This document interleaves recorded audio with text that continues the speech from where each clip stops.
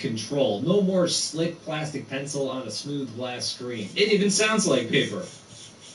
I love including this part in the video. You can get Paperlike for any size iPad, the cute little iPad mini all the way up to the giant iPad Pro. There is a link down in the description. Get yours today. Also, before you go, they have some brushes up on their site. A whole set of them. I'll link those down below in the description too. The next app is for all of you font lovers out there. I am talking about the Adobe Creative Cloud app. Yes, this does require a Creative Cloud subscription, but if you already have a subscription, this is a really handy app. Not only can you jump in and access your own files and things like that, but the fonts, all those fonts. One huge catch, is these fonts don't work in every app. For example, you're not going to get them to work in Procreate. You're not going to be able to get them to work in Affinity Designer. They are not system-level installed fonts. They only work in Adobe apps as of right now. Hopefully that changes in the future.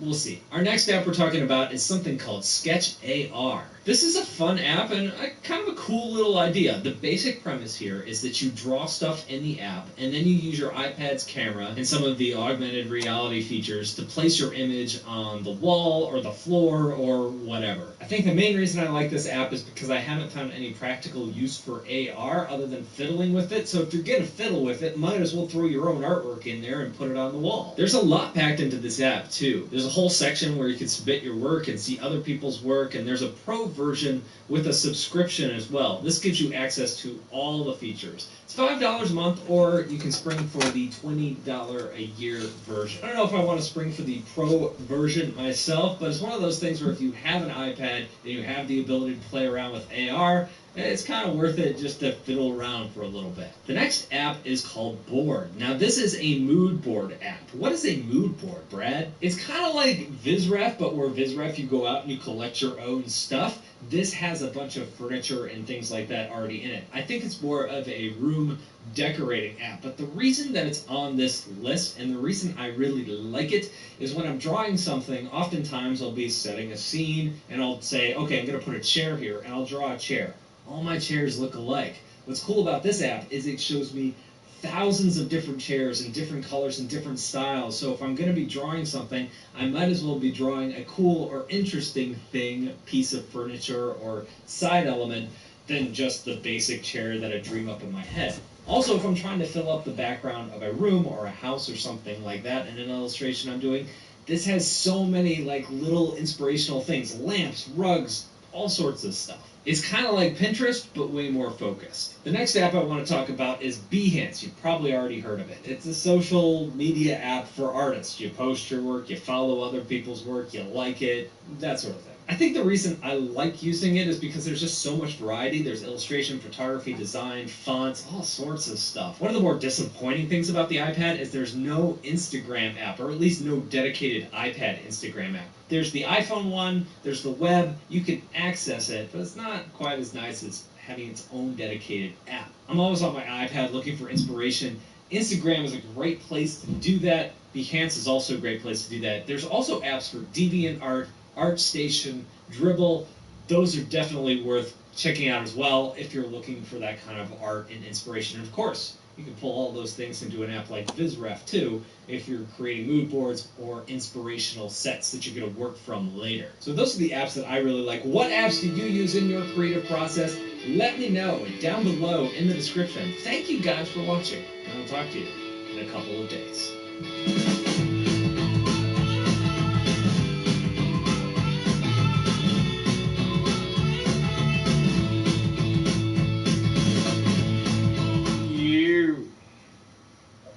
Through Teams, we were able to launch a new beach cruiser. It's called the Lemonade Coast. Everybody would...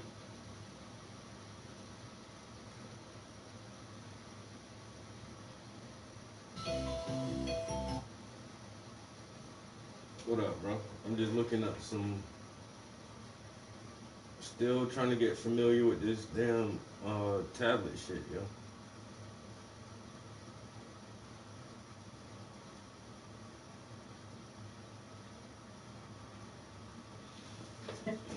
Just alternative assets in high demand, just all over. I mean, Bloomberg Business Week, it had a great cover story last month that Nike and Yeezy sneakers, for example, there's a booming market for those as well. So that just really wraps into this broader ethos that we're seeing where, the fringes of the markets, it's really retail leading the charge there and getting more creative. And I wonder to what extent, though, Katie, that this actually is something that lasts for a sustained period of time, and if this is the new normal, or if it comes screeching to a halt at some point.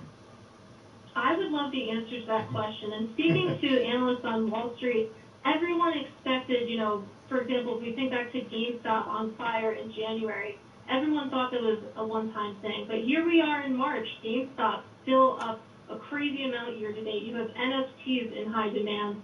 And it really it's starting to feel a year later that this is a durable trend, that the rise of the day trader in markets, not just in stock markets anymore, they're here to stay. Bloomberg's Katie Greifeld. Katie, thanks so much for your time. We could talk forever about NFTs and crypto. Appreciate it.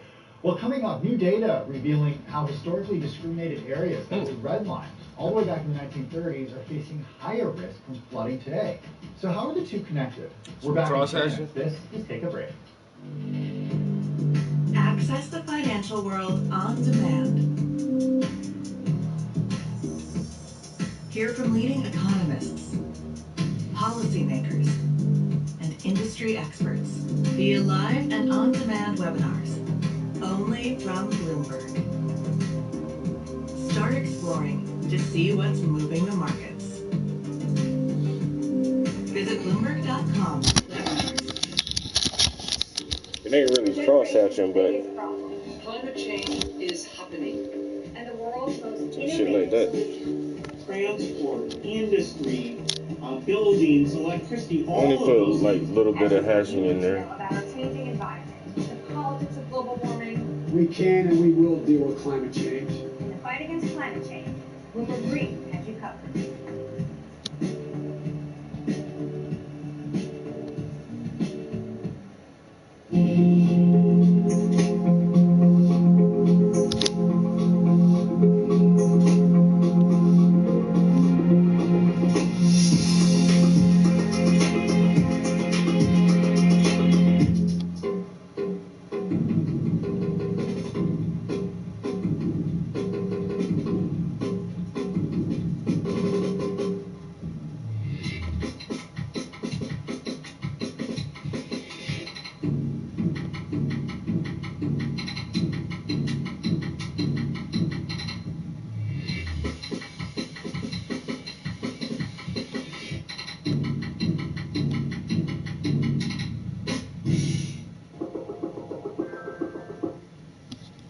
Pillow.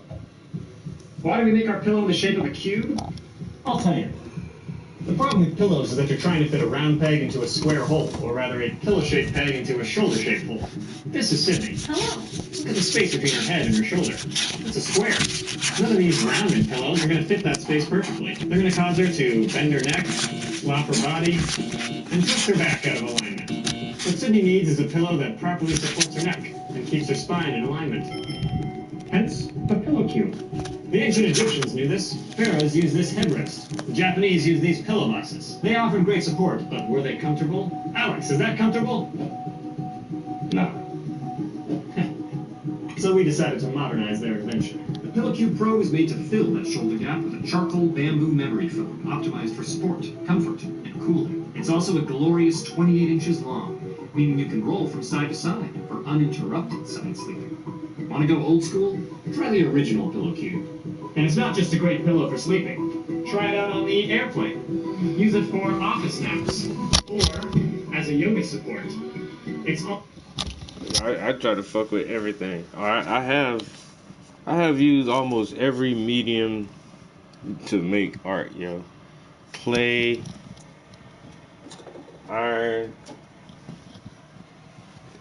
paints, pastels. Now I'm doing fucking digital shit.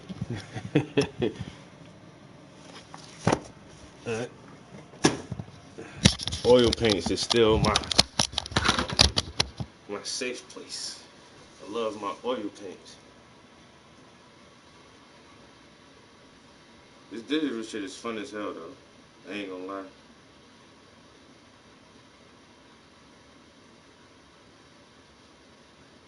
So I already did. Already got 3 jobs off of this shit, yo.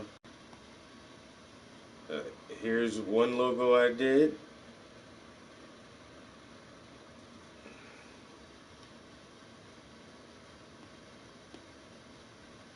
Here's another logo I did.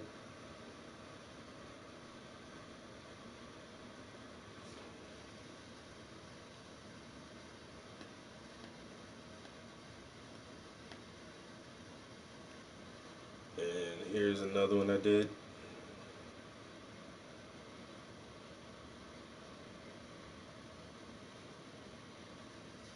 So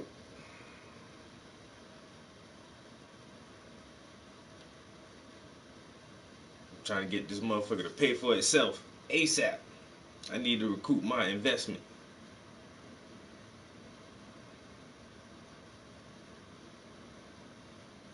That's the only thing. This little motherfucker went cheap. I need that money back. Pronto. Immediately. Deserving of that infrastructure improvement over the decades to come. You write shows that flooding is a matter of environmental justice. What are advocates?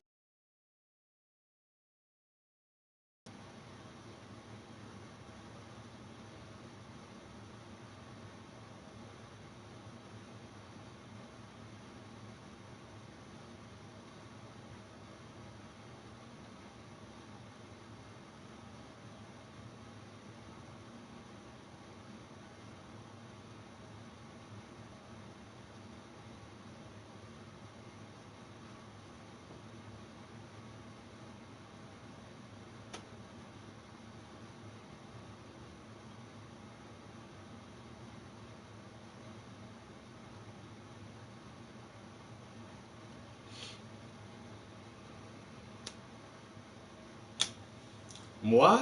My logo? Oh, I probably pay somebody to do me a logo.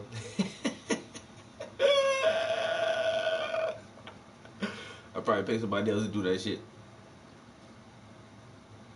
I don't even know what I want for a logo, honestly. I don't even think do I really need a logo is the question.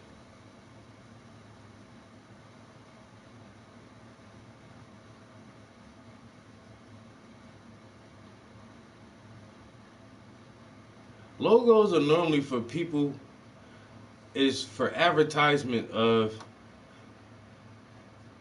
well, no, I can't say that.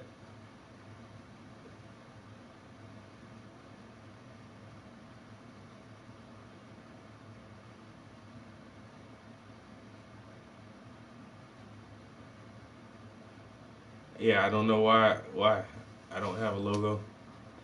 I guess my logo is like,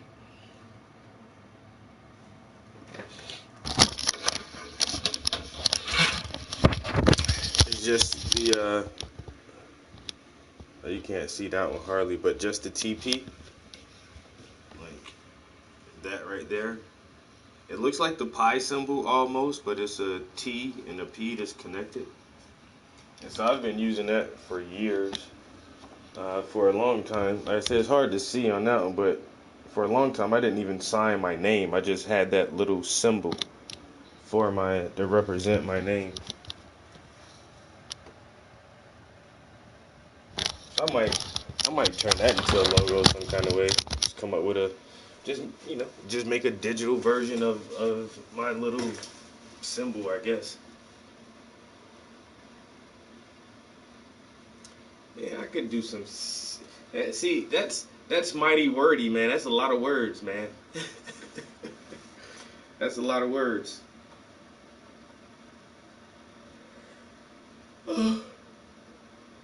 Did I not bring up any juice or nothing? I need a water or something.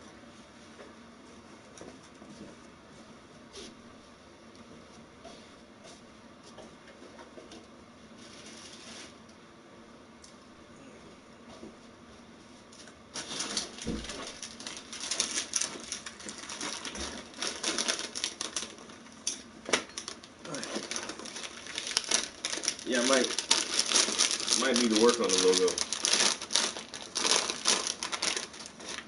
TP Artistry. That sounds good though. That sounds good. TP Artistry. It got a certain ring to it.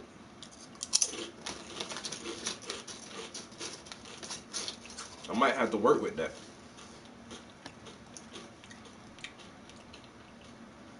You be having some good ideas for a New York nigga. I'm just saying. No offense. But you be having some smart ideas, man.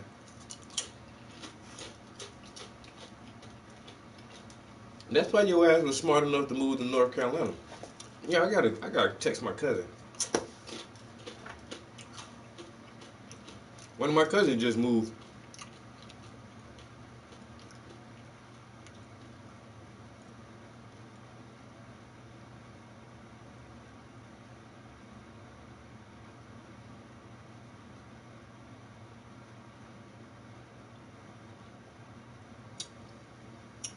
I'll text her later. I think one of my cousins just moved, yo. Congratulate her on the upgrade. All my family in South Carolina, yo, but my sister told me one of our cousins moved to Alabama. But we're from a little teeny ass town. A little small ass town, yo. If you can get out that bitch, get the fuck out. Cause there ain't a whole lot there. I ain't saying they ain't nothing there. Cause people, once again, my whole family still in South Carolina, and most of us are still in like the same little localized area. So people can make a decent living and have a decent life down there. But like if you really ambitious and you just see the fucking stars and all this shit in your future, you gotta get out that little town to get that shit, yo. You ain't gonna do that shit in our hometown. So I just gotta congratulate her. Like, I know it's a major move, but my cousin ain't no dummy. The only reason if she moved out of state is because she see a better opportunity wherever she going. Okay. But I be liking that shit though, cause now I know somebody in Alabama. I might have to go check that shit out my damn self. Cousin, what up? Coming through for the weekend, nigga. Let me see how you out here living. Exactly. You know what I'm saying? Get the fuck up out there. But she was already good back home, you know what I'm saying? Because homeowner, first she brought some land, then she put a house on her land. She been working for herself for like 3 years, 4 years, almost 5 years now. Running her own business, you know what I'm saying? Getting that guap, how she want to get it. Yeah, she been straight for a while, yo. My cousin she ain't no goddamn flunky, yo. You know what I'm saying? Graduated, got a master's in business, and literally went out and started a business. Most motherfuckers get a master's in business and then go work for somebody else. No. You know, my cousin got her master's, started a business immediately. I guess she doing good as hell now. Shit, she like, fuck all this, I'm going over there to greener pastures. So, happy for her. Oh. It seemed like my generation is the generation is really starting to leave home, yo. Like, I got a few aunts. Like, I got 2 aunts who left. One of them came back. And my aunts, some of their cousins, you know, they left. But for the most part, man, all my family in South Carolina. But now, like, my generation, motherfuckers moving, man. My sister moved down to Florida. Shit, I left. I've been gone for a long time. I was in Virginia for a while. Now I'm in PA. My other cousin, they in Texas. Now I just heard my other cousin, she moved to Alabama. Like motherfuckers leaving that shit, yo. Starting to spread out a little bit. And that's what I think it is, bro. Cause she been networking like a motherfucker lately. Like her social media, man, that shit is all about business, yo. You know what I'm saying? She'll post some personal shit up there every once in a while, but she just all about her business, yo. And she be networking with other business-minded professionals like herself, yo. And so she obviously that had to be it, yo. She linked with somebody or connected with somebody or networked with somebody and found like some opportunities and is like, fuck this, I'm out. I'm about to go get this bag real quick.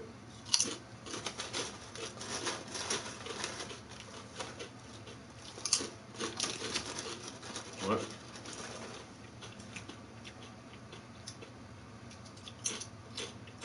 And then my other cousin, she called me asking about land. She about to buy some land.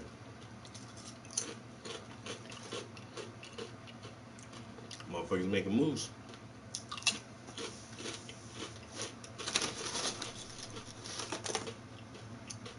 I got a rejection letter earlier today. I applied for a grant and they denied me. A $12,000 grant too, yo.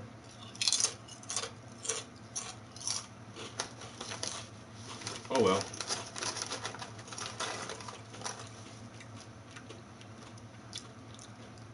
It is what it is.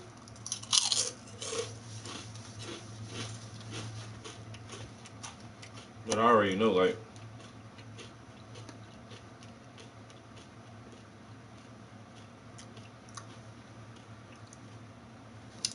it's a local family foundation, and they give out an art grant every year. They say back in the day it was $15,000, but they knocked it down to $12,000. But they give it every year. Somebody gets awarded this grant every year, and so this was my second time applying. Didn't get it. At the same time, I know, like, honestly, I'm really ingrained in the art community around here. I know many of the more well-known artists. And for this grant, I can almost say with 100% certainty,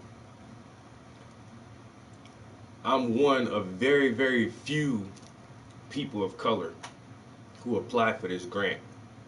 For one, a lot of people in the area don't know about the shit. For two, once again, I've been around this area for several years. There's not a lot of prominent artists of color around here. No, it's not a family of color. Some old white family. But at least, you know, their family puts together this grant each year.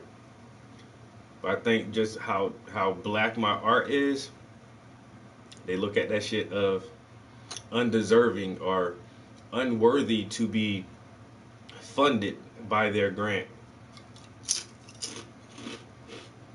Which is cool, it's okay. I'm gonna do it one more time. Yo. Thursday, like 3 strikes, and I'm out, and I won't do that shit no more. But one of the people who told me to submit for the grant, she's a art teacher, and she said that she applied for it 5 times.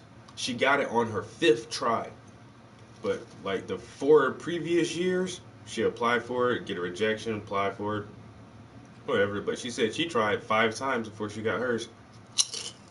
Well, I'm going 3. I'll submit some shit again this year, but after that, I'm done.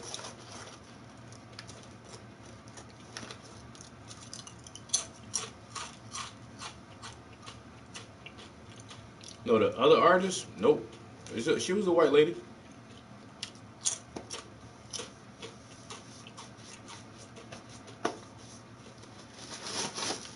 But no, I'm pretty sure the competition is high for a $12,000 grant. But at the same time, I'm sure there is once again, there's very few people of color who submit for this grant, because it's a local grant. Anybody and everybody just can't submit for this shit. You have to be a local artist.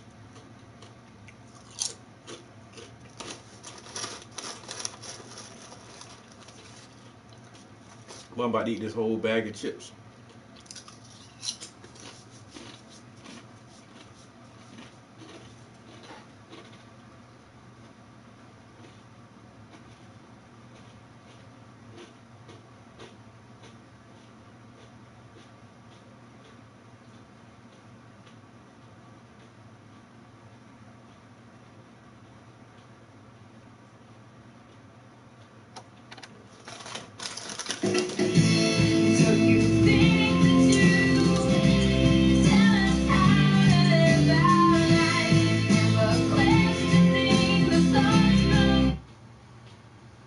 Matt Dillahunty, and it was really great. Yeah. I'm honored.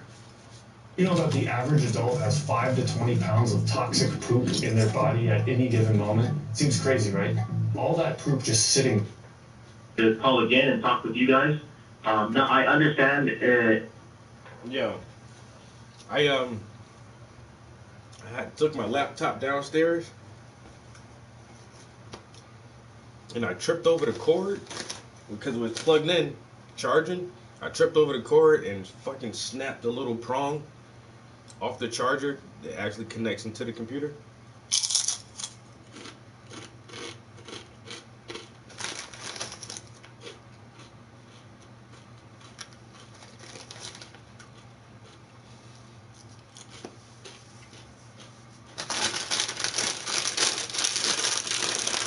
So I went and got like just like a universal charger thing. Bro, this shit will not charge my motherfucking laptop, yo. This shit is not charging. The laptop acknowledges that there's something plugged in, but if my question, if you can't answer it, that's fine, because it's more about biopsy. yeah, this shit is definitely not fucking charging, though. Let me see something real quick.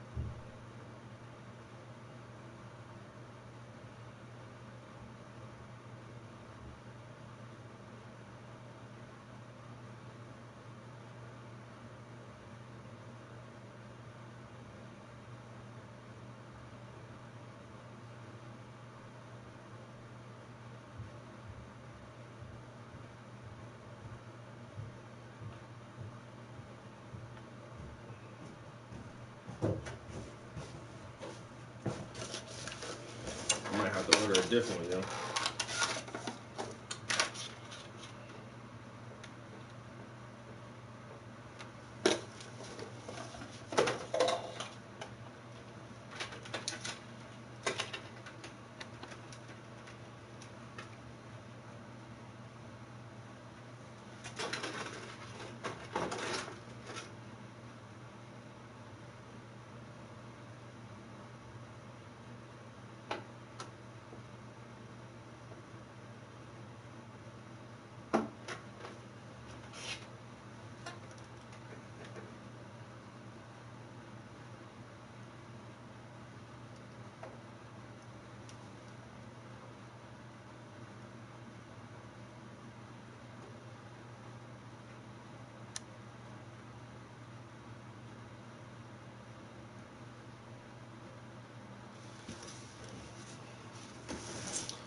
I don't know if this shit right here is even supposed to be in there or not.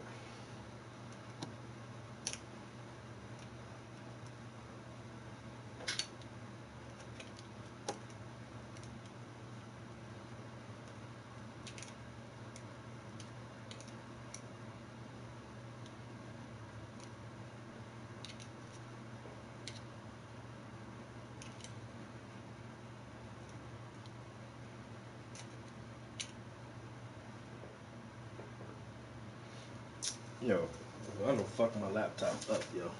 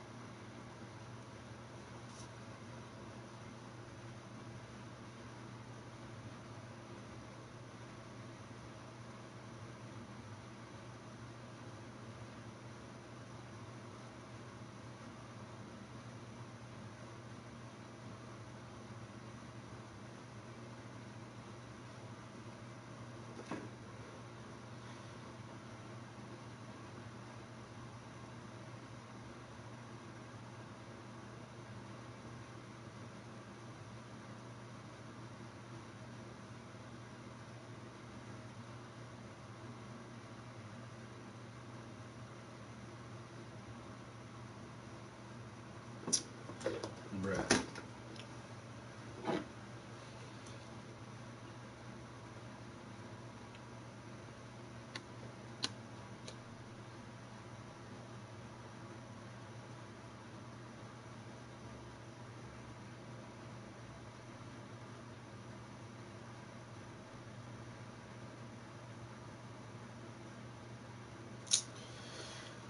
Oh, that's that bullshit. I think. Oh, I see why it's not charging, yo. I think the whole guts on the inside of here are broke, yo.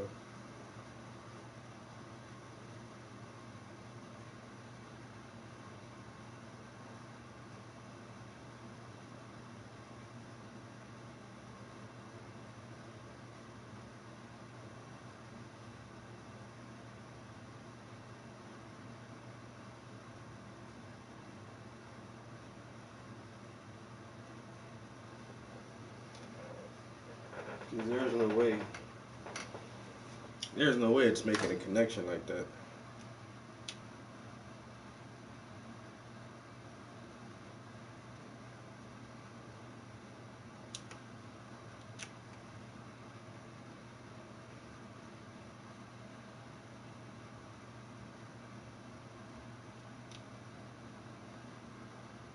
So that's all it's saying is that it's plugged in, and it's acknowledging that it's plugged in, but this shit ain't getting no fucking juice, yo. Alright. Well, that's gonna die. Oh, fuck it. The cord don't even matter now since it don't even work. No, this laptop is gonna die, then I'm gonna be without a. Well, I got my old laptop, but I got all my shit is on here now. Fucking bitch.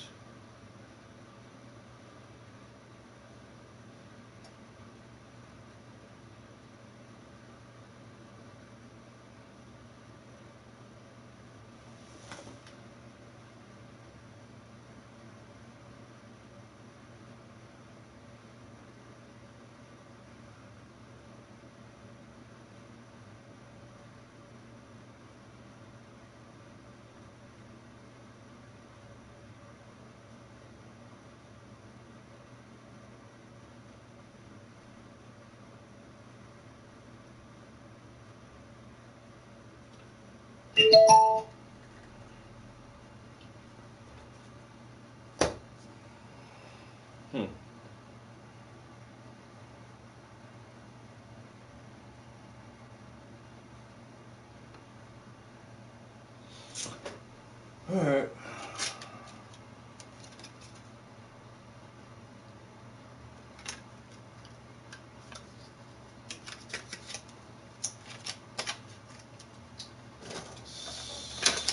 Shit.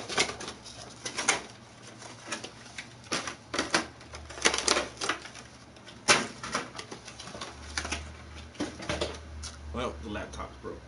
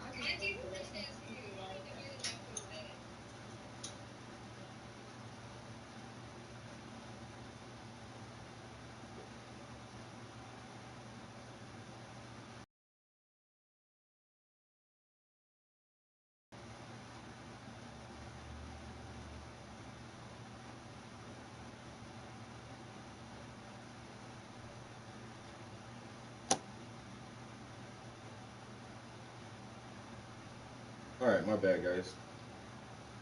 I was looking at some social media real quick. We're definitely gonna have to paint here shortly. I'm working on her shirt right now. So let's find something interesting to listen to.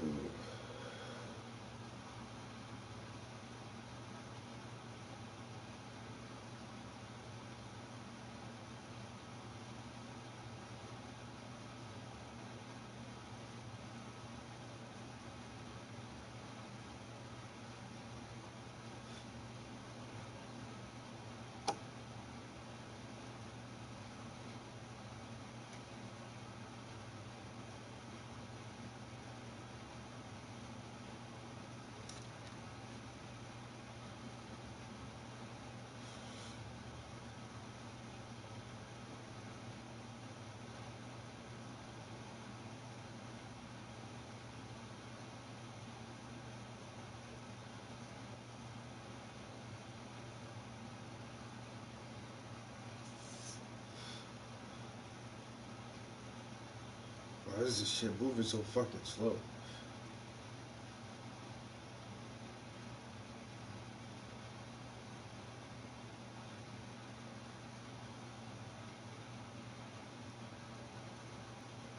It'd be fine if you can't answer like I don't know. That's fine. Okay.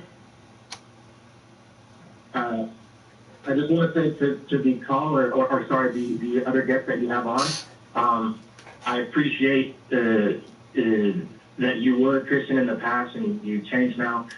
With the political climate as it is right now, it's actually reinforced my Christianity because I see now there's a correlation with atheism and I think liberalism or Democrats. It's kind of weird, the political climate in America. It's kind of reinforced my beliefs. Well, I'm sorry, on to my question on evolution. Mm-hmm. If you would give me just 45 seconds to lay this out, and then you can give me a response. And this is really important to me because I've done a lot of research on this topic, and I understand this argument. And usually when I lay this out, I get ad hominems, or I don't get a just go ahead I don't get a good response. Usually people beg the question, or they don't, give me a scientific response. So the research that I've done. Okay, sorry. This is the research that I've done. When we look at human evolution, the theory is that apes evolved into man. We're hominids. We came from apes and we evolved into man. And we look at species. The classical definition of a species is basically if they're related, they have similar characteristics and they can interbreed, and that makes a species that is related. So we can look at that in nature. We can see a dog and a wolf, which are subspecies. A wolf has the same characteristics, and they can interbreed with dogs. Some species that aren't the same species but can interbreed would be a zebra and a donkey. Now their offspring won't be fertile. When we look at apes, we have similar characteristics, but we can't interbreed. And so I've done a little research into this, and why is that? If we have 98% genetic similarities. So I looked at first the chromosome argument, but that doesn't work because the chromosome argument, basically we have animals and things in life that have the same chromosomes as humans. We have 46 chromosomes, and chromosomes usually are used in paternity tests, right? We have a parent, a dad, and a mom, and we can use our chromosomes to line that up to see if the child is ours or not. So the chromosome was gone. The DNA argument, they said it's 98% close. And so I looked at other animals, like a pig, which is actually closer genetically. And we can take pig organs, like the heart, we can use that in transplantations in hospitals. So we can take organs from pigs, which are very close to humans. If we're looking at their eyes and their organs and their skin, they're basically like humans, very close. So I looked further, and I looked at what is the oldest human race on the planet. Well, it turns out it's a race called the Aboriginals. And if you know the history of the Aboriginals, they were actually persecuted, and they were thought to be the missing link from ape to man. They actually look like cavemen, and they're around today. They live in Australia. And so I looked at the fossils, the first fossils that were ever found. They were found above, on surface level. So I thought, well, wait a minute. They found fossils on the ground above that weren't fossilized, and we have Aboriginal people, and we have a disease called acromegaly, which actually makes people look like I've heard enough. I can pretty much stop you there. One, I would suggest looking at. I can stop you right there because I can tell right now that you have not done any research on any type of reading actual papers or actually looking at anything but me. I mean, I would imagine that you probably all looked at AIG and other sources that agree with you. Because a lot of what you say is all over the place and doesn't make any coherent sense. You can go to some place like, oh shoot, I thought I had the right website up here, but I don't. There's a website that'll show you the life family tree, and I'm trying to pull it up here so I can actually get it. Yeah, Evo Geneo is on here, and they have the tree of life and the whole diagram, and you can actually look at it and look at how they classify life and what that tree of life looks like.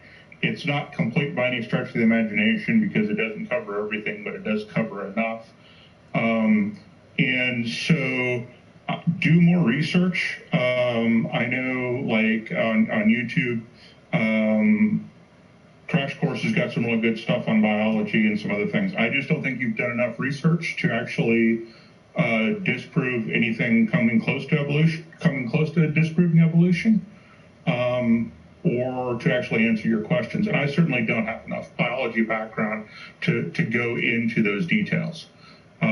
But I do have enough to know that you have not read, you're not well enough read yet to actually answer your own questions. And then were you to actually go into biology and actually take a cohesive course, you'd actually answer your own questions. 1 in 7 children does not have enough food to lead a healthy and active life.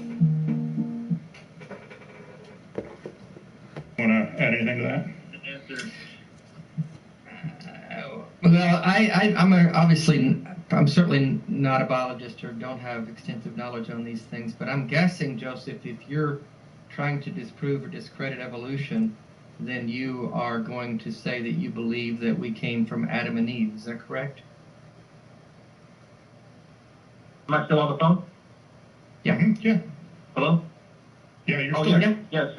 Well, I don't know. I look at what I do know, what I can see. I can see genetic atrophy, meaning humanity is going downward. We're not going upward. Mutations. What do you mean? What do you mean by downward and not upward? Can you define that for me? What do you mean by downward and not upward? Yeah, well, I can give you an example. If you look at the second law of thermodynamics. Now, people say we're No. You're already misinterpreting the second law of this thermodynamics, and that has nothing to do with going up or down. Lay it out. The problem is I've heard this argument before, and I really don't want to hear another complete and total misunderstanding of the second law of thermodynamics again. So when you say going up or down, what do you mean in terms of evolution?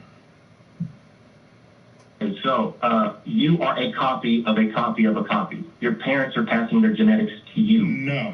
We're not adding anything to that. We're not copies. We are not copies. That is entirely 100% incorrect. We are not copies. I am a combination of my biological parents' genetics. I am not a copy of them. What's adding to your genetics? Mutations and viruses. What's adding diversity? What is adding diversity to your genetics? How are we increasing it? Mutations and viruses. And don't ask me the specifics on the viruses. I'm not entire. Pardon? Mutations don't add to your genetics. Yes, they do. They add new. Now, so let me give you an example of what I'm talking about. Now, if I take and copy out exactly, word for word, all the works of Shakespeare, and I only start making small changes, 1 in, say, 500 copies, how many changes do I have to make before I get a completely different work of Shakespeare?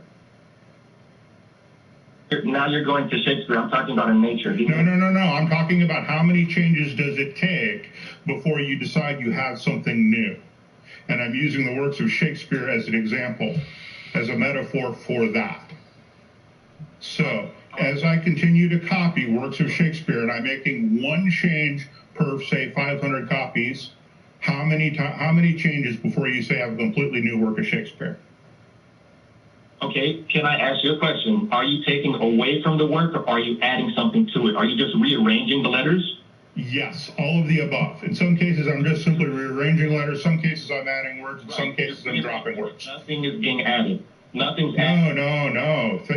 So I'm actually adding words on occasion. Yes, I just said that. Where is that addition coming from? Who's adding it? It's just a mistake in copying. That's all it is. Well, to add it to that.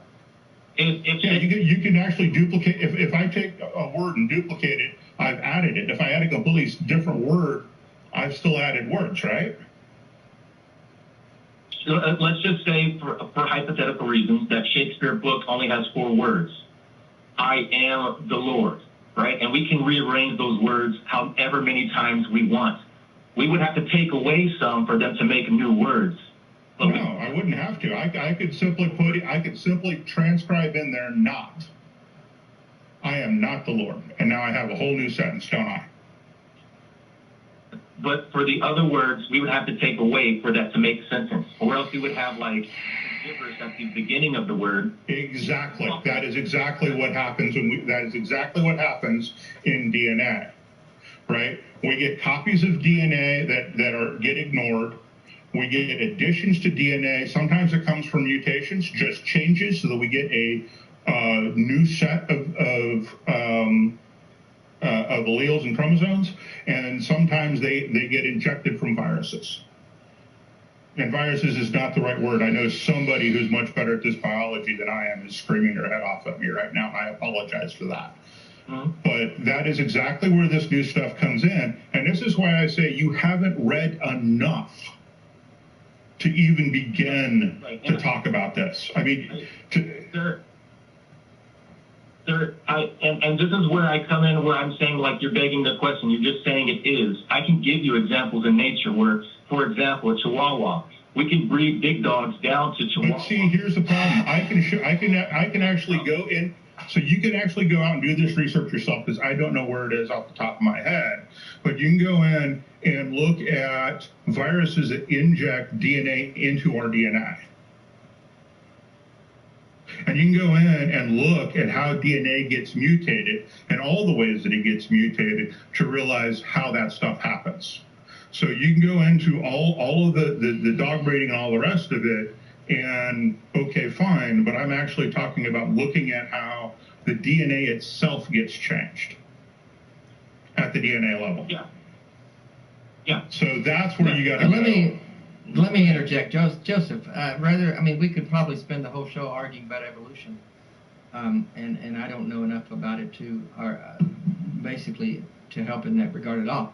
But let's say you were able to disprove evolution. Where does that leave us? So what is what I'm going to say to you? Where does that leave us in terms of how a God? Can let me finish? Where does that leave? Let's say you disprove evolution. Where does that leave us in terms of how a God of any kind interacts with humanity?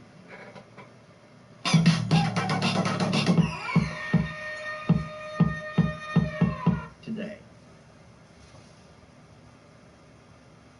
You don't even necessarily have to say that. If you're not a Christian, you could say some people believe that we were seeded. Perhaps another life that's more advanced than us seeded the earth. That would be more practical than to say that we came from nothing and we evolved into something. You're missing my question. I don't care how we got here. Let me just jump ahead. I'm not arguing with you how we got here, whether we came from another planet or apes or Adam and Eve. What does that have to do with where we are now? Let's talk about where we are now. How does a God anywhere, what is a God anywhere doing for any of us? You said that the way things are changing, it makes you more certain of your faith, and that you're more convinced that you want to be a Christian, that you are a Christian. So why? Where is God in all of this? Well, that is a difficult question, and it does inquire your own personal experience for that. Because no, because everybody's personal experience is different. Let me answer your question. You can't. Well, you're going down the road of personal experience, because then you say, well, I've experienced God. Well, so did the guys who drove planes into the towers at 9/11. They experienced their God. But you, if you're a Christian, you would say that their God is not accurate and yours is. You can't just use anecdotes for evidence. That doesn't work that way. Right. I agree with you, sir, but I think, in my opinion, the truth is the most important thing. And wherever the exactly, whether it's contradicting, if your evidence is contradicting, then the truth is what matters to me. And if you guys are giving me anecdotal, or if you're giving me if you're begging the question and telling me I'm wrong, but you're not giving me any evidence or things that can look at. No, so Jim did that. Jim did that early on. Yes, he did that right out of the gate. And I'm approaching it a different way all day long. I'm saying, what does it matter? Where is God now? Show me evidence if you want truth. Show me true evidence that there's a God actively involved in the world today. You're talking. People believe the earth is flat. What does it matter if it's not flat? I don't know what that has to do with what I asked you. Flat. I'm asking you to show me evidence of a God actively involved in the lives of humans today. Not your personal experience, not something that you feel. Experience about God. I called in to talk about evolution and the discrimination. Right. And so again, we did that for a long time. And research, but I'm giving you the research right now. I looked at the I'm telling you to go look at counter research. And I told you to go look at counter research and to go look at real research and to go look Ken Ham has his research. Ken Ham has Answers in Genesis research. Are you supposed to just accept that as truth? That isn't research. Come on, Jim. AIT is not good research at all. And there are a number of really good YouTubers out there, Vice Brino, and who does a really, really good job of showing you the real science. And again, I've told you to go look specifically for particular types of research. And I've apologized for not having that at the top of my mind and at the top of my head. This is not my area of expertise. So if you want to go look at how information gets added to DNA. You're going to go look at DNA mutations and how they mutate. You're going to go look at how viruses directly inject genes into DNA. Those are two sources of research you can go look at and find out for yourself. I apologize for not being expert enough to actually go into it. Final thought? Go ahead. Okay, my final thought is you basically, your refute of my research is to tell me to go research and to look into what I don't know. And would I be correct in saying that if you don't know about God, you have to go research and look at the Bible, and then you would understand what it means? I did that for 37 years. I did that for 37 years. Yeah, and Joseph, I did as well. And I'm on a show right now, hoping that somebody will give us proof of God, and you have failed, sir. Completely, utterly failed. I talked about God. I talked about evolution. Yeah, and like I said, I'm on the show asking people to give me proof of God. We talked about evolution, that's nice. But yeah, I'm on the show once a month. Matt Dillahunt, he's on here almost every week. All of it, you know, there are a number of us who have looked for it and haven't found it. So. And you said if we should research this and find it in the Bible. I've read the Bible upside down, inside out, cover to cover, preached it, taught it, 37 years. Right. And I'm here telling you I don't see evidence of God in the Bible. You would understand. The Bible's, what's that? What you're telling me to do. You're telling me to go research, and then I would understand. And I'm telling you, if you don't understand God, you need to go research, and you need to go. You need to go talk to theologians, and then you would understand. We have. Oh, okay, that's a good idea. I'll do that. Dave was a theologian. Yeah, I'll do that. Good idea. I'll go to Bible. All right, thank you very much, Joseph. I hope you have a wonderful day. Bye. All right, yeah, so we're telling you to go look at research because you haven't done enough. There's more evidence for evolution than there is for gravity. Where do they get this stuff, man? Yeah, it is quite fun. All right, let's go. I'm clicking the right link here. Alejandro in California. How are you doing today? Yes, how are you doing today? I'm doing well. Thank you for asking. Good. Can you hear me? Dichotomy of exists versus doesn't exist. I have no idea what this means, so what do you mean? Is this a science show today? I don't know. No, it's a simple philosophical exploration. Okay. Which is the question, is there a third state? Or are we limited to exists versus does not exist? Huh? Oh. Explain it. Yeah. Oh. Okay, go ahead, Alejandro. I guess you have a theory here. Go ahead and present your theory. Well, if there's only two options, then you can't say, I don't know. You can't say, I lack a belief, because every time you advance God does not exist, you are... You can't take from one and take from the other without taking from the other. Here's the problem that you have. So for any statement that has a truth value, I crossed the road, I'm sitting in a chair, right? There are two possible values for that. Either it's true or false. Either I'm sitting in a chair or I'm not. However, I can have three positions, and there's a fourth one that is just a meism because I think it's funny. But there are three positions in philosophy you can have. You can accept the claim that I'm sitting in a chair as true. You can reject that and accept the false.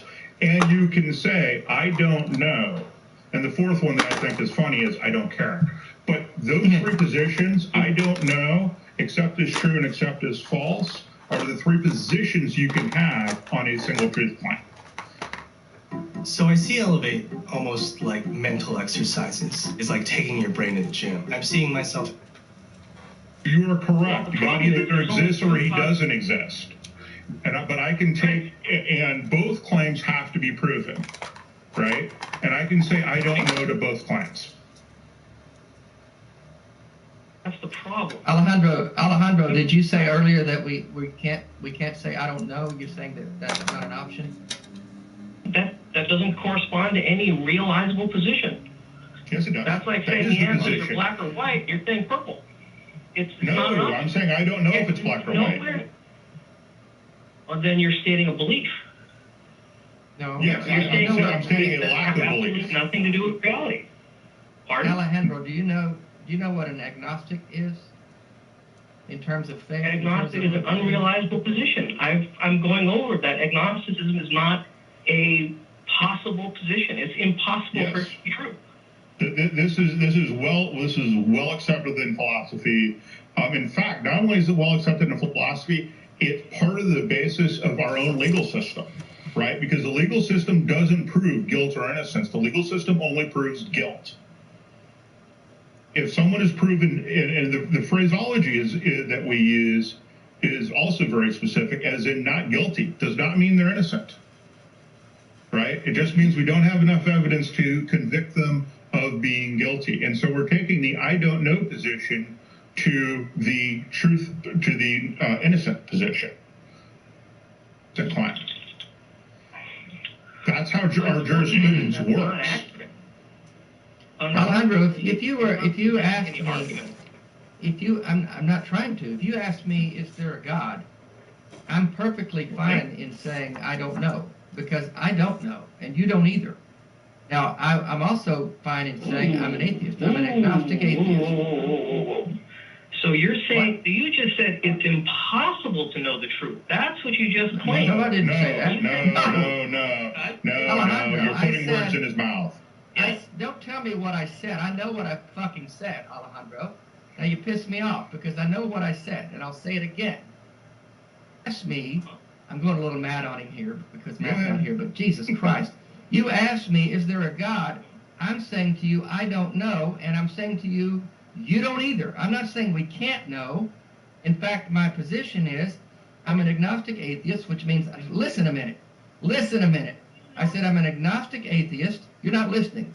I'm an agnostic atheist, which means I don't know, but I'm open to evidence. If you show me evidence for a God, I can be convinced of that. But so far, I haven't seen that.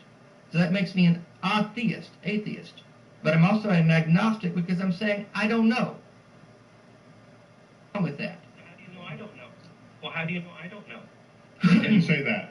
He didn't say I said you don't know either because you don't have evidence of it. You don't have evidence of it. If you do know there's a God, this is the place to bring the evidence. Okay, so we're clear. You don't know if I have evidence or not. You just assume.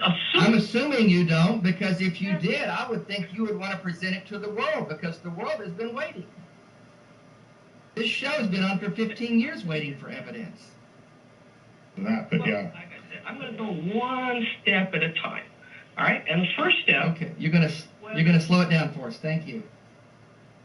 That's right, and we're going back to the idea of whether there's a third state. Now, in reality. No. Third state is incorrect. It's position on a claim, not the claim itself. The claim is either true or false. The positions can be, I accept the claim is true, I accept the claim is false, or I don't know if the claim is true and I don't know if the claim is false, or the I don't know or skeptical position. Right? You're confusing the position you can take on a claim and the claim itself. Right. Well said, Jim. To be a possible reality. Because I don't know, those are your positions. Those are your beliefs. That's the equivalent of saying you can go, the possible answers are black and white. No, it's not my belief. It's my lack of belief. Your lack of belief can't be a real position. It's not. Now, you can say, I don't know, but the universe doesn't care if you know or not. It either is or isn't. That is absolutely correct. Yeah, we're not arguing with what is or isn't. So let me do this for you. Let's try another example. There's a teapot. Is there or is there not a teapot floating in between the orbits of Earth and Mars? Russell's teapot. I'm familiar with that. Now, I really don't think we need to go into examples because that's just several. So either there is a teapot in orbit around, between the orbits of Earth and Mars, or there isn't. Is that true, or that's correct? Is it not? That's true. Now, let me. What is your position on that? Well, my position is there's not. Obviously. And prove it. Yeah, how do you know there's not? Why would you take a position if that is? Very simple. There's been no manned effort to put a teapot in a Martian orbit, and teapots don't magically come into being. So the bulk of the evidence is there is no Russell's teapot. And that's what my position on a God is. But at the end of that, I would have to say I don't empirically know for sure that there's not. Right. And I would actually say that how did you eliminate astronauts with a sense of humor tossing a teapot off the moon without telling anybody? Well, you see, this is a conversation where you're going to start to argue what is. Well, so I'm just pointing out that personal incredulity is basically what you stated, because you said I can't think of any other way to do it. The only position you should take is I don't know, but it seems unlikely. It's astronomically unlikely, and science says we follow probability, not what is possible. You see, you're going to try. Why is that not okay to do with a God then? If you could do it with a teapot. No! I can do that with a God. Look, like I said, I'm one step at a time. Okay, and the step is that if I say God exists for whatever reason, and you have no argument to the contrary. So we have lots of arguments to the contrary. There's only between 50 and 100 arguments for God that have ever been proposed, as far as I'm aware. All of them have been defeated. All of them have problems. Some of them don't even get you to God. I'm sorry, what was that last point? I didn't hear you. And some of them don't even get you to God. All right. Well, so we can agree that there's only two possible realities. God exists or God does not exist. And we agree. That's correct. And there are three positions I can take. One of those positions is doesn't correspond to anything real. No, it doesn't, because I don't have enough evidence to know what is real. That's the I don't know position, is that you have not presented enough evidence for me to know what is real. So now, so you believe, if I understand you correctly, that because you don't know that that's a third position, that's like a belief, like I said. It's a lack of belief. You can't. Jesus. Let me ask you this, Alejandro. Can you tell me the difference between these two statements? I believe there's no God, and the second statement is, I don't believe there's a God. Do you recognize the difference between those two statements? The latter is an argument from ignorance. It's an argument for lack of information. Jesus Christ, dude. The idea that an atheist is saying, I believe there's no God, is false. That's not a statement of belief. Atheism is not a statement of belief. It's a response to a statement of belief. That's called an argument from ignorance. You're saying I'm right. No. It is not an argument. An argument from ignorance almost always uses some version of I can't imagine any other way, or I don't know how it could be any other way. And we're not making either of those statements. No, we're I'm literally open to the saying, evidence. Right. I'm literally saying that you have not given me enough evidence to accept either claim as true. And therefore, I don't know what the reality of the situation is. So let's be specific, Alejandro. What is your claim for God? What is your claim? What is my claim for God? Yeah. Let's see. I'm not there yet. We're moving forward. Now, the problem is that... No, we're not. We're not going to move forward. You're still missing... So you're missing such a fundamental point in philosophy that it is really, really hard to move forward off of this. And so, because you don't understand that a claim has to have evidence and has to be proven true or false. Right. You need evidence for either. If you don't have evidence, you don't get to claim either one. Whoa. You just argued that you get to be right by default. You get to argue. No. The I don't know position is neither right nor wrong. It is Alejandro. It is a complete Alejandro's playing a game of that. gotcha. Yeah. Yeah. This is really simple stuff. I think you're working really hard not to understand it, but I don't know. Yeah. I don't know why you don't understand that. If you want to accept a claim as true, you need evidence. If you're going to accept the claim as false, you're going to need evidence. If you don't have evidence for either, the position to take is I don't know until such time as the claim is proven. Okay, so do you have proof that God does not exist? I don't make that We didn't claim. make the claim. That's the one who makes the claim has to bring the proof. We are not claiming, Alejandro, I'll say it again. We are not claiming there's no God. We're not saying I believe there's no God. We're saying I don't see evidence for a God, therefore I don't believe in one. Understand the difference. It's not hard. If there's only two possibilities, oh my God. So hold on. Let's back up. Let's back up, Alejandro. Let's back up. When I say that there are in fact two possibilities and three positions, the difference between the two. What do you understand when I say that? That there are. I'm agreeing with you that there are only two possibilities and three positions.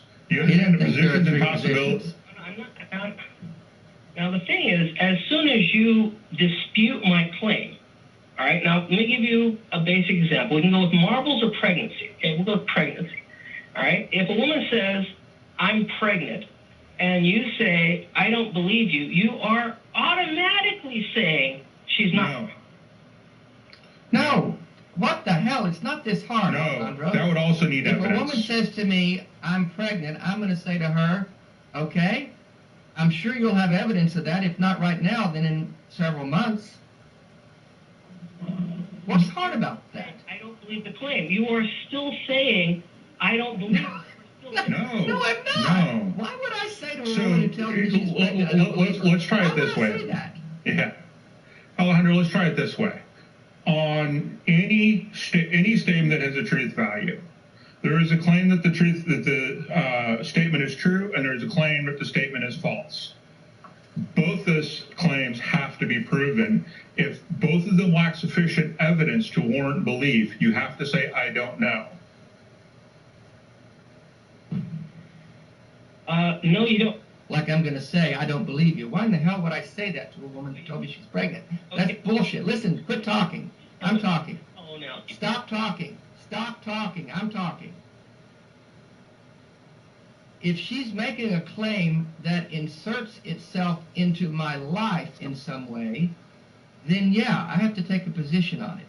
So you really used a pretty poor analogy, to be honest with you. If she's pregnant or not, and the evidence will show itself soon enough. So I'm not going to say to her, you're pregnant, but if she says, you have to believe I'm pregnant, or I'm going to shoot you, or you're going to go to hell, then I've got to take a position pretty quick. Mm-hmm. And that's what Christianity does. Evangelical Christianity says, you have to believe in this version of God, or you're going to suffer some penalty for not believing. And because of that, I'm forced to take a position. I'm saying, I don't see the evidence for that. So until you show me evidence, I'm going to say, I don't think you're true. I don't think that's correct. With that. First one was Zoroastrian. Why do you have a problem with that? Well, first of all, Zoroastrian. And second of all, Pascal's wager pretty much establishes that that's fundamentally accurate. Pascal's wager is garbage. Pascal's wager what? Yeah, first of all, Pascal's wager is garbage. Second, I don't see how you even got there. Anyway, Alejandro, we've dealt with this enough. On any particular claim, the claim can be true or false. You can have up to three positions. There are three positions you can take. That's simply the way philosophy works. That's the way you're making this way harder than it needs to be. And that's just reality. I'm sorry you don't accept that. Thank you very much. Have a nice day. Alejandro. Okay, buddy. We'll see you, man. Yeah. Yeah. That's one that he just wanted to argue. He wanted you hit the nail on the head. He wanted to make it harder than it was. Yeah. Hell, man. Sorry, I kind of lost Okay. my shit with him. He's irritating. He irritated Yeah, the shit out of he me. was getting there. Okay, and this is Pa in Florida who, we may actually get an answer to the question. All right, present your evidence, Pa. Oh, boy. On stream, but it's on mute, so no worries. You're not on mute. First of all, quick comment. Dave said that he was an evangelical Christian early on in the show. Is that correct? Mm-hmm. Used to be, yeah. So I identify with that. When I was young, I was in a church. It was a Baptist church. They didn't teach me about the Holy Spirit. I grew up not understanding what that was, except some vague notion of Trinity, which nobody could explain. More or less, that church was destroyed. The pastor cheated on his wife on a missionary trip. It was a very terrible situation, and I kind of, as a Christian, was very disappointed in all that, and it kind of turned me away from Christians in general, knowing that the man that I looked up to was guilty of this terrible sin, etc. So fast forward, I'm 33 years old. I go on a missionary trip to Haiti. I witness first person someone being exorcised of a demon. Now, you're going to say personal experience doesn't count as evidence, and I agree. Actually, no, that's not the first place I'm going. That is not the first place I'm going. You know it was a demon. That's the first place I'm going. So, 100%, you are 100% correct. I 100% agree with you. I did not. I had no idea. All I saw was something that looked like what was described in the New Testament. The woman would be the only person who would know that, the one that was actually exorcised, and even then, it's kind of this gray area. So if you don't know that the woman was actually possessed by a demon, how did you eliminate outright fraud? Absolutely. In the process of going through logical deductions, that is an absolute possibility. So I cannot eliminate that. Isn't that the most likely possibility? Absolutely, 100%. No, is it it's the most likely possibility, right? I would say the majority of Christians today are, I would say, not very, especially the charismatic type. They're not honest. They do want money. They do want to make you believe that they can heal you. That's not an answer to the question. Isn't fraud the most likely answer? Absolutely. Okay. So you witnessed a fraudulent event that you think is proof for God. No. I haven't gotten there yet. I'm sorry. Give me 30 seconds and I'll get there. Okay, you got exactly 30 seconds. Go. So I went back home. I signed up to do a race. It's called a Spartan race. I was very excited about it. I accidentally dropped a big piece of furniture on my toe. It broke my toe. We're talking about swollen, bones broken, huge bleeding, etc. And I was very distraught about that. I actually attended a church at the time that was Pentecostal. I went to the church. There was a healing service. And on the healing service, my toe was prayed for. It was healed there. Bones, swollen, all that were healed. The swelling went down. It wasn't purple anymore. So this is more personal experience. I got 10 seconds left. So no, you're actually out of time. You're actually out of time, and we can just deal with this there. So you broke some bones. You went to healing service, and it was healed right there. From the time you broke the bones until the time you went to the healing service, how much time was there? 12 hours. Really? 12 hours. And your swelling went down, and do you have before and after x-rays? This is what I'm going to post in chat. It's not me. It's another link to a actual published medical article. No. Do you have before and after pictures of your broken bones? No. So how do you know your bones are broken? I have broken bones in the past, and I have had them x-rayed. This was a feeling. So you are correct. Paul, let me jump in. When you referenced, when I said I was evangelical, I used that in very broad terms to cover all of the strains of Christianity that have to do with evangelism and the idea that you need a savior to be saved. I was actually charismatic, Pentecostal, spoke in tongues, believed in healing, prophecies, all of that. Have seen all of that with my understanding at the time. Thought I saw demons cast out. Thought I saw legs lengthened. You know what I never saw? I never saw an amputee grow a limb back. I never saw a baby with cancer healed. I think you need to rethink your idea about a God who selectively heals or selectively casts out demons from someone in Haiti. Because a God that would heal your broken toe would have a lot of splaining to do at the Children's Hospital in Memphis, where babies are born with bone cancer and don't get healed, to Christian parents who are praying for such healing, babies who are born, kids who are struck with diseases from birth, people who are born in famine-stricken countries and never live to see their 5th or 6th birthday. But God's going to heal your broken toe, and God's going to cast out a demon for some person in Haiti randomly and selectively here and there around the globe every now and then. I don't think you want to serve a God who's that arbitrary and that selective and that callous when it comes to people who are really crying out for such miracles.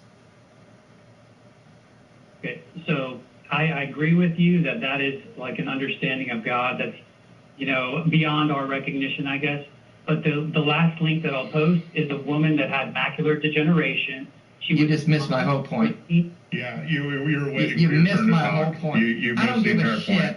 I don't give a shit about selective miracles that you claim to have witnessed or know someone who knew someone who talked to someone whose brother-in-law got healed of something. I'm talking about a God who would do that randomly and selectively, and little children die of bone cancer. Tell me how that makes sense to you. All I'm talking about is I can't debate that with you. I can't at all debate that. That's not something that is possible to talk about. I can show you a published medical journal that has a documented miracle. And so what is the journal? I just posted it in chat. Can you see chat? I'll post it again. No, I don't think you can post links in chat, dude. What is the name of the journal? I don't want the link. I want the name of the journal. And beyond that, what's your point of all this, Paul? So what? Let's cut to the chase. So what?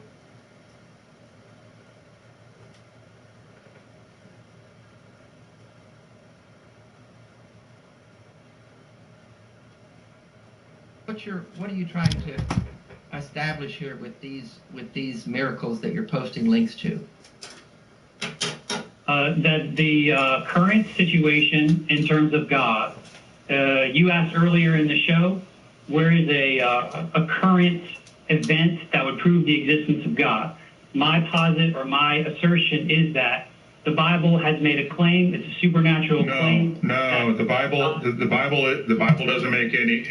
The Bible prophecies are bad at best, wrong in some cases, and taking quotes out of context in others. So, and I don't care what the Bible says until first you prove God. So I don't really care what the Bible says. Is your point, Paul, that you're saying that these references to miracles, these documented miracles, as you say, are proof of God? So Exodus 15:26 says, "I am the God that heals." I don't care. I don't care what Exodus says. I don't care what the Bible says. First, prove God exists. I don't care what the Bible says about healing. Who cares? That's a man-made God. The Hobbit is claimed to be written by Bilbo Baggins. Should I accept everything that he says without first proving Bilbo exists? No. So first prove your God exists, then you can quote the Bible at us. What is the name of the journal, the medical journal that your paper is from? What is the name of the journal, please? ScienceDirect.com. I'll read you the link. No. You don't need to do that. I'm going in a completely different direction. Paul, do you want to serve a God who heals your broken toe but doesn't heal a baby with bone cancer? Is that the kind of God?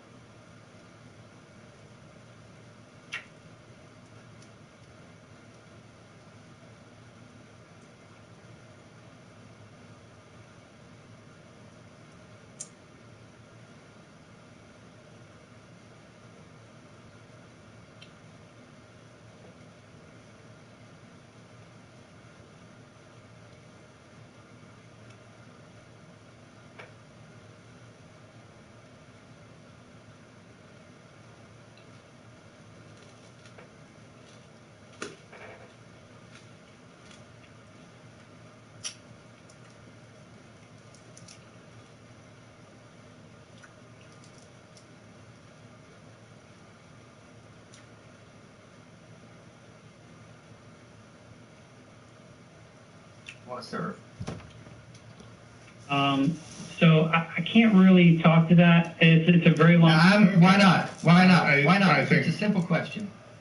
So you want to prove God's existence because He healed your toe and some demon cast out in Haiti, but this God continues to let children die, innocent children, that He could. If He's a God who heals you, if I'm the Lord who heals you, how come He's not doing it to the babies born with cancer?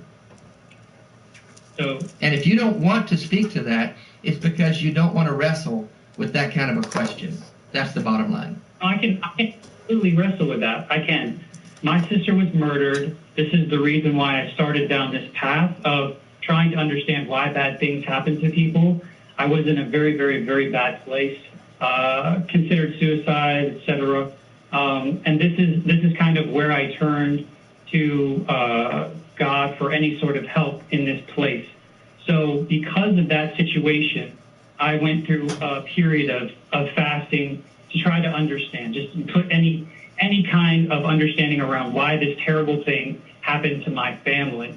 And as a result of that, God showed me just some things. I wouldn't say that he revealed. Yeah, so real quick, and we're going to start wrapping this up here, but so you put yourself in a position where you can hallucinate and your brain is not functioning at full power to come up with answers to questions you had. Does that sound like a good thing to do? That part of fasting happened. I guess that's not really the part that I was moving towards. But yeah, I mean, you're right. Sure. That's okay. So basically, to recap, just to make sure, you presented evidence that you claim was a demon being cast out, but it was probably fraud. Your toe probably healed naturally, and you were talking about an article from a website that actually looks like it might actually have good science on it. I need to do more research. And you put yourself in a state that where your brain's not working really well, and you might be hallucinating to come up with answers to hard questions. None of that sounds like proof of God. It sounds like just another failure. And Paul, let me speak to what you were in a vulnerable spot. I understand. Sorry about your sister, by the way,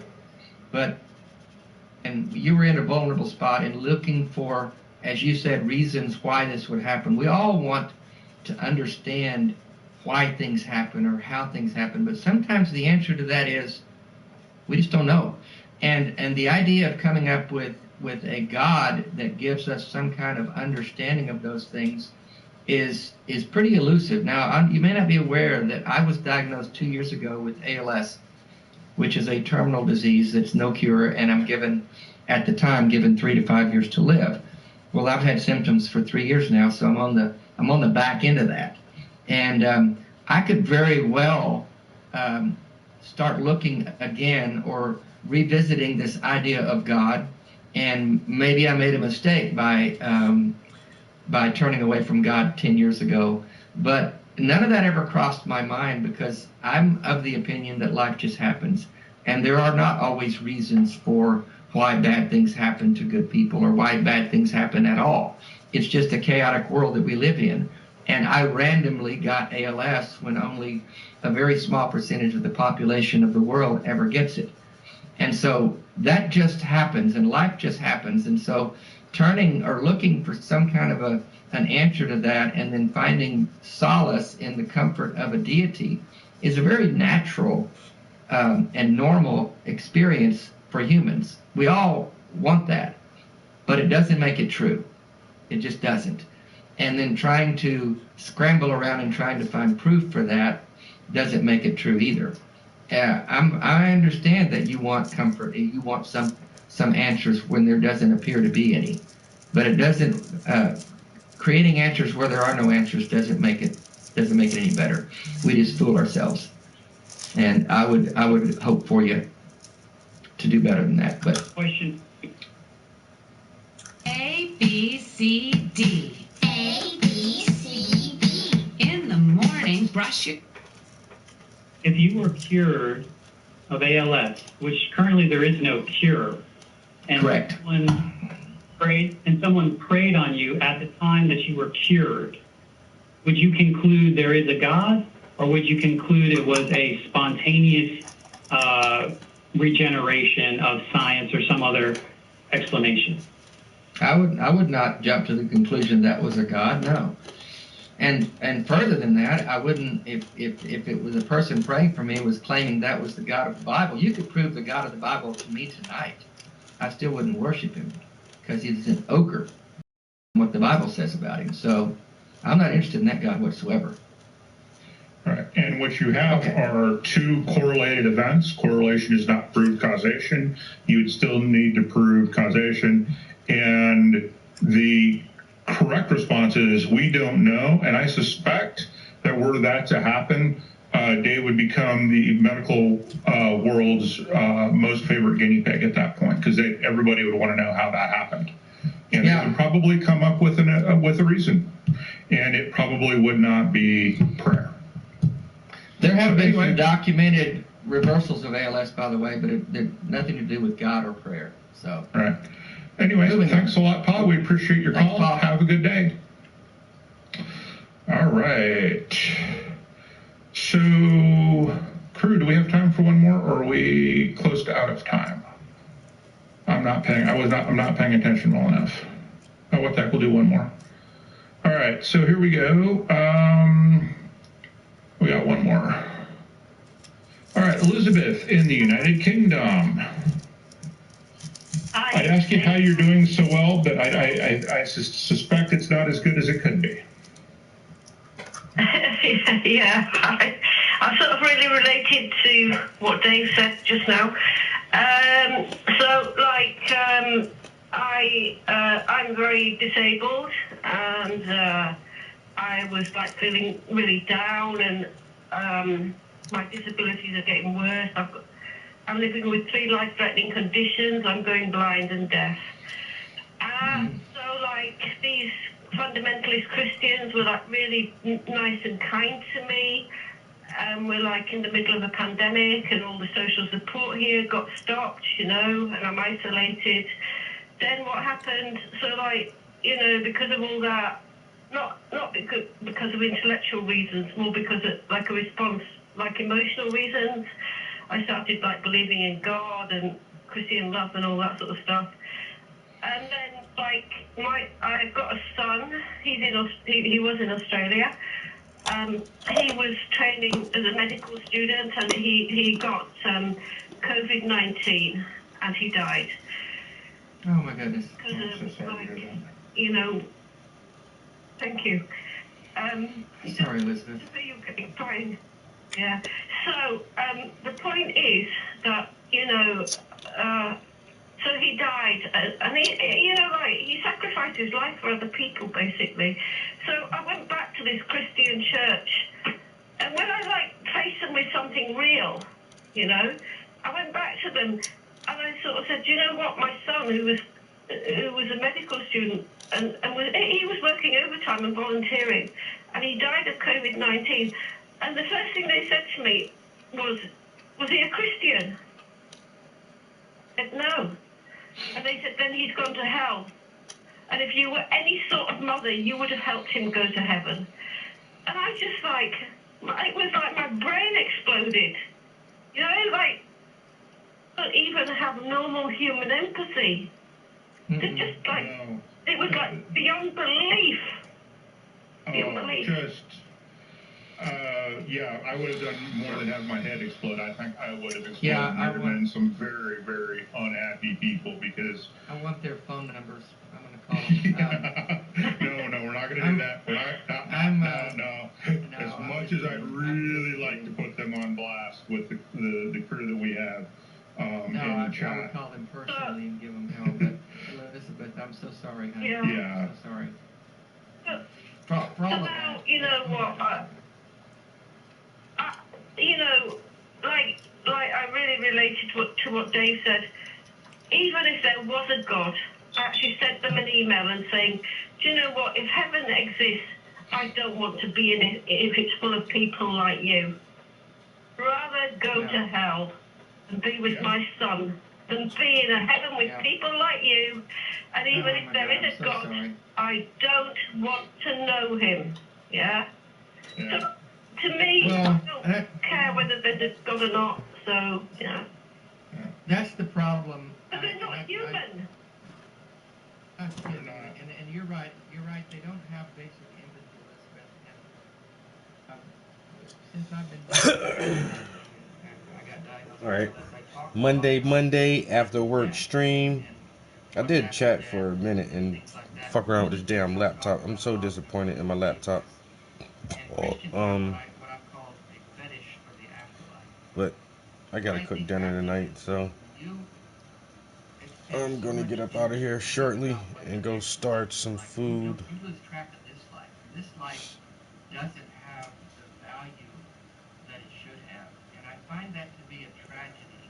And I've seen that in my own experience with Christians as they've reacted to my terminal disease. I have a lot of Christians in my family, and they're disappointed in my departure from faith and into atheism. And they've not known how to react to my ALS diagnosis. They don't know what to do with it, how to talk to me about it. So they don't talk to me. They just basically leave me alone. Whereas the atheist friends in my life, which is most of the people I do life with, they are there in the middle of it with me. They say we want to soak as much this life as we can with you. We want to get everything we can out of this life because we know that this is the only life we have. There's nothing coming after. If there is, fine, but the evidence doesn't support that. So I'm going with the understanding this life is the only one we have. For the Christians, they don't know what to do with that, and I'm very sorry that they did that to you. It's inhuman. It's the worst kind of cruelty to dump that on you after the loss of your child, and I just can't tell you enough how sorry I am that you had to deal with that. And I wish you weren't in the UK because I'd love to give you a hug. Yeah. But the thing is, I thought the best thing I can do for my son's memory is to live the best life I can for as long as I Absolutely. Yeah. And can you see the chat on YouTube right now, Elizabeth? Yeah. Yeah. You see the love? Yeah. Okay. Yeah. Thank you so much. Thank you. Oh. So Thank you yeah, so much. and you said you were lonely. Let me introduce you to the folks that are there in chat. Also on Facebook, if you're there, we have the Atheist Experience fan group. There's a private one if you don't want to be outed. There's a public one if you don't care. You can do both. We have a Discord group too that'll get posted either in chat or on our links that you can go in and talk with this entire wonderful, awesome community that is here for you right now. And we'll definitely not tell you you're going to hell.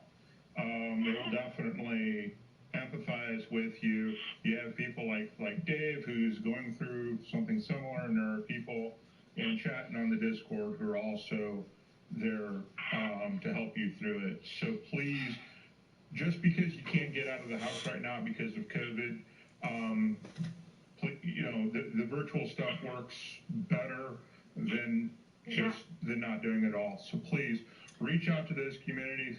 Tell them you're Elizabeth from UK on this call. They'll know exactly who you are. And Elizabeth, one step further, please follow my Dave Out Loud, Dying Out Loud stuff.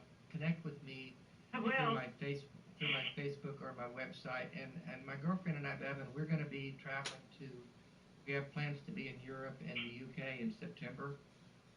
Things open up, which I'm trusting that they will by then. But I don't know where in the UK you are, but we're going to be seeing a lot of different people in the UK that I've been wanting to meet, that we have friends there. And I would just love to hug your neck if it's possible at that time. So please connect with me and stay in touch. It would be nice. Thank you. I don't need God now. I've got you. Atheist. Okay. Thank you. All right. Thank you. I hope things get better soon. Yeah. Thank you. Bye. All right. What is wrong with them, Jim? Christians should say that to her. What the hell? What the hell is wrong with people? Sorry,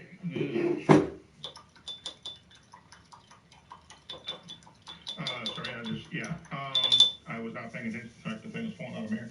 I don't know what's wrong with Christians who do that.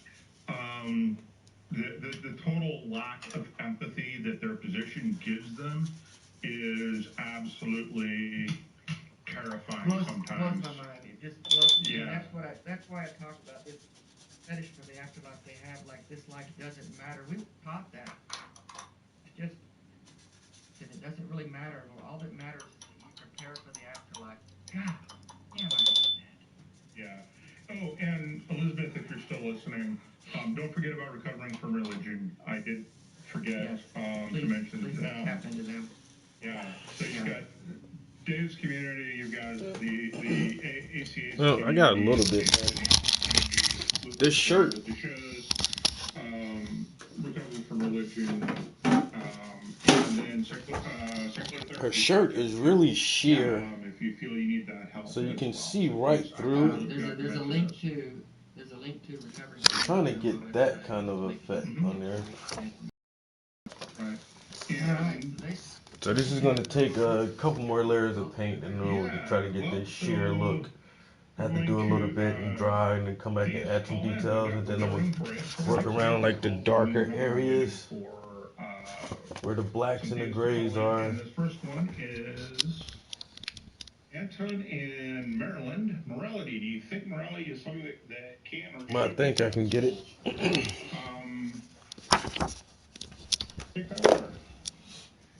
Morality taught in schools? So, I never thought.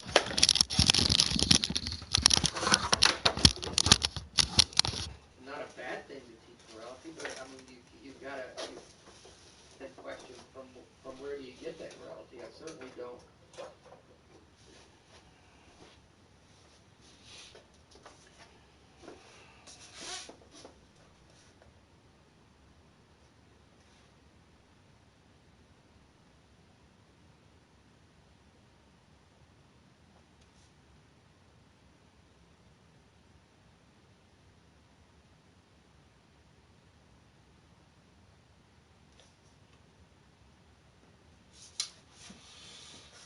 Oh well.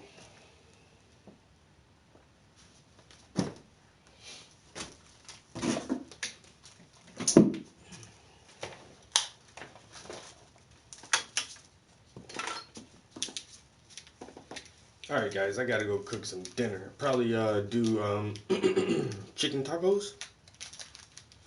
Yeah, that's what I might do. Some chicken tacos and play. I've been playing a lot of fucking zombies lately. I ain't gonna lie, yo. The last few times I even turn on the PlayStation, yo, I'll be playing fucking zombies. Yeah, probably go cook some chicken tacos and play some zombies.